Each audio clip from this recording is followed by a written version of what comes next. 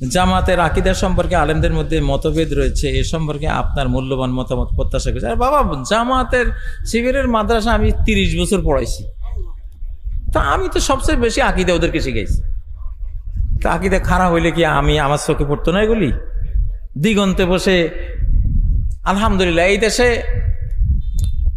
আকীদা খারাপ এটা বলার কোনো সুযোগ নেই, এটা বলার কোনো সুযোগ নেই।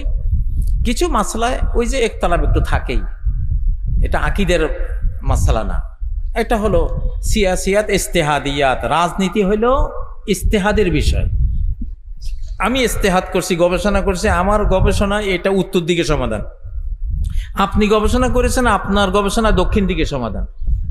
আপনি আমাকে বলতে পারবেন না আপনারটা বাতিল। এক মুজতাহিদ আরেক মুজতাহিদের ইজতিহাদকে বাতিল ঘোষণা করতে পারে না। ইমাম আবু হানিফা এটা বলতে পারেন না যে শাফির সব মাসলা বাতিল, এটা বলার অধিকার নাই। ওনারটা ওনার হিসাবে ঠিক আছে, উনি ভুল করলে 1 সওয়াব পাবেন, শুদ্ধ করলে 2 সওয়াব পাবেন। ভুল করলে রসগোল্লা একটা পাবেন, ভুল না করিয়ে শুদ্ধ করলে রসগোল্লা কয়টা? আল্লাহু আকবার। হাকিম বা কোন মুজতাহিদ গবেষণা করে যদি সঠিকটা বের করতে পারে, ডাবল পুরস্কার। আর যদি ভুল করে, শাস্তি নাই, দণ্ড নাই, অপরাধ নাই, তার জন্য একটা সওয়াব আছে, কারণ সে সত্য জানার জন্য একটা চেষ্টা করেছিল।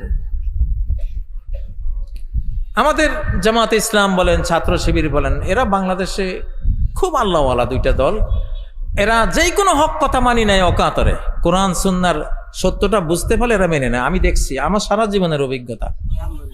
যাই হোক, এখন আর একটা ক্ষেত্রে আমি বলছি, এই দেশে যদি অর্থনৈতিক কোনো আউলিয়া থাকে, তাহলে হলো এরা ফিনান্সিয়াল আউলিয়া। আমি কাতারে বসে কইছি এদেরকে, দুবাইতে বসে বলছি, হিসাব নিকাশের আউলিয়া। আপনি নরসিংদীতে ওই গত কোন নির্বাচনে বিএনপির এক নেতা আমার কিছু ছাত্রকে টাকা দিয়েছিলেন, আন্দোলনের জন্য টাকা দিয়েছিলেন। আন্দোলন শেষ, ভোটাভুটি শেষ, 35,000 টাকা পাচ্ছে। এইটা নিয়ে নেতাকে ফেরত দিতে গেছে। নেতা কই, এইটা কোন কেয়ামত, এই টাকা আমার ফেরত পাওয়া যায়? স্যার, আপনার টাকা আমি খাইয়ে মরতাম। এগুলি হলো অর্থনৈতিক আর আউলিয়া। আলহামদুলিল্লাহ, এটা বাস্তব। আমি দোয়া করি যে আল্লাহ তাআলা, এই বাংলাদেশের সবচেয়ে বড় জাগতিক সমস্যা হলো চোরের সমস্যা। এই জন্য চোরের ওষুধ হলো শিবির আর জামাত। তাদের হাতে দেশটা থাকলে 1 টাকাও চুরি হবে না, ইনশাআল্লাহ। ইনশাআল্লাহ।